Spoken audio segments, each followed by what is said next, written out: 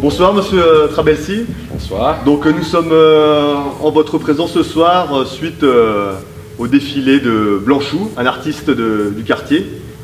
Vous pouvez nous parler un peu de cet événement? Pour nous, c'est un événement majeur dans la mesure où c'est un talent de notre quartier. C'est l'occasion de traduire le dynamisme culturel et artistique de notre quartier. On a eu droit à un super spectacle, le défilé de mode, très créatif, très inventif, avec des vêtements récupérés, puis on arrive à faire le beau, à faire quelque chose de fonctionnel, de très joli de point de vue esthétique.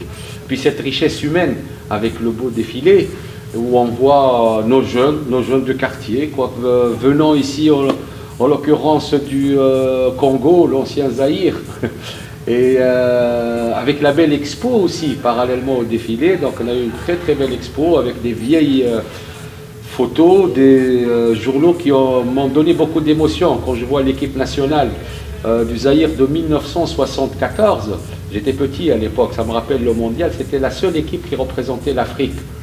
C'est pas comme maintenant, il y a 5 équipes qui peuvent représenter l'Afrique à la Coupe du Monde.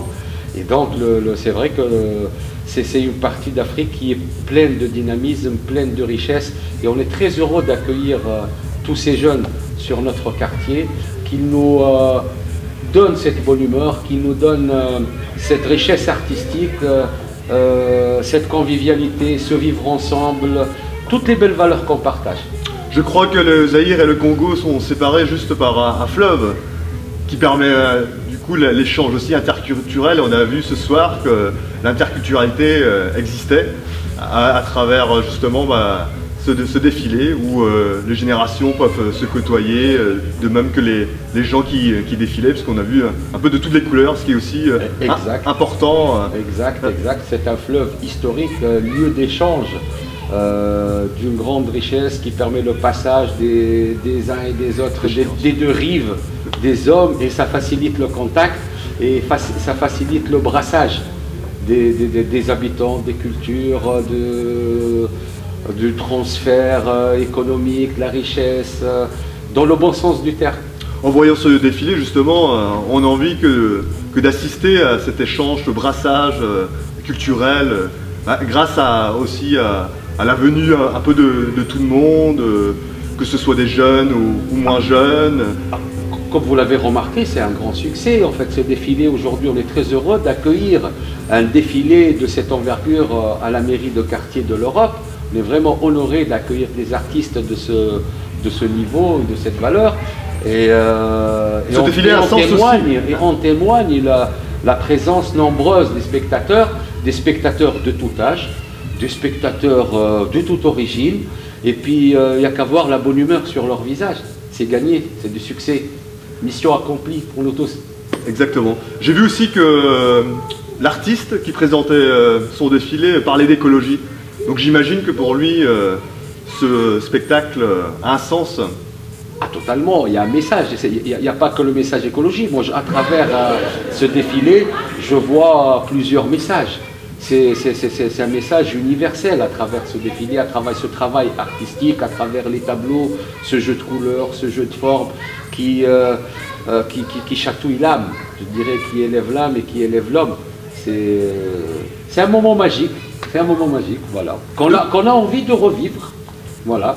Donc depuis quelque temps, dans ce quartier de Pontanézen qui est parfois on va dire, mis à mal par la presse. C'est vrai, c'est une réalité aussi.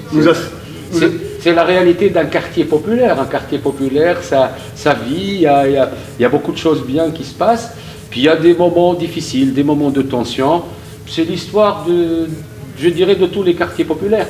Mais bon, dans l'ensemble, quand on prend sur une année, on vit plus des moments de bonheur, des moments heureux, des moments de partage, des moments de solidarité, des moments où les habitants expriment ce qu'il y a de ce qu'il y a dans leur cœur.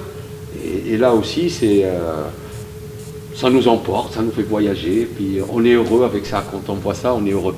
Juste avant ce défilé, nous avons pu assister aussi dans ce quartier à Pluie d'Images qui se passait à la médiathèque. Ensuite, une semaine ou 2 semaines après, on a pu voir Mickey qui faisait un live à Pontanézen. Donc Le quartier montre beaucoup de dynamisme. Quels sont les projets à venir Tout à fait, on a un dynamisme culturel et artistique qui est important. Pluie d'Images, c'était un grand succès. Rassembler tous les Brestois et au-delà de la métropole brestoise, des gens qui se déplacent un samedi matin à 9 h pour l'exposition Pluie d'Images. Le thème nous est très cher, les conditions de travail de la femme particulièrement. C'est un sujet particulièrement sensible. Quand on voyait les photos, c'est beaucoup d'émotions et beaucoup de réflexions et beaucoup de messages là aussi. Donc en plus de Pluie d'Images, Meki est venu la semaine dernière à la médiathèque produire aussi un spectacle de musique. Donc c'était un live en fait à Pontin et pas à Pontin, à Pontanézen. Pontanézen, voilà. Moi je dirais la médiathèque Geoffroy, la médiathèque de l'Europe est vraiment un haut lieu de la culture. Carrément, c'est même pas au niveau du quartier, mais au niveau de Brest. Il y a régulièrement des animations. Maki, en fait, c'est vraiment une qualité artistique en fait qui se confirme de jour en jour. Et on a eu un grand plaisir à l'accueillir. Et on aura encore des spectacles régulièrement. Il n'y a qu'à consulter le site de la médiathèque Geoffroy et vous allez voir la richesse artistique et la richesse culturelle que connaît notre quartier. À ce propos, d'ailleurs à Geoffroy, nous avons pu réaliser et tourner un plateau pour Quartier Libre TV. Vous avez dû entendre parler de cette nouvelle chaîne qui se met en place et qui va être inaugurée d'ailleurs le 23 février au Château-Relais. Oui. Donc, je trouve que c'est une télé qui joue un rôle majeur, dans la mesure où c'est vraiment le porte-parole des jeunes des quartiers, le porte-parole des habitants des quartiers. Ça remonte ce qu'on vit de bien, mais ça remonte aussi les choses qu'on doit corriger, qu'on doit améliorer. C'est vraiment, ça nous donne comment vit notre quartier, parce que c'est vrai quand on prend les autres médias, aussi bien régionaux que nationaux, il n'y a qu'une petite rubrique. Tandis que le fait que vous consacrez tout votre travail en fait pour être un peu le miroir de nos quartiers populaires et télé de proximité, moi j'ai envie de vous dire un grand bravo, un grand merci, tout notre soutien. Et puis, vous serez des nôtres alors le 23. Le 23, je serai présent avec un grand plaisir. Très bien. Je pense que j'ai dû avoir mon invitation avec plaisir. Merci en tout cas pour le travail accompli au nom de tous les habitants des quartiers populaires. Merci à vous pour votre participation. Merci bien. Merci.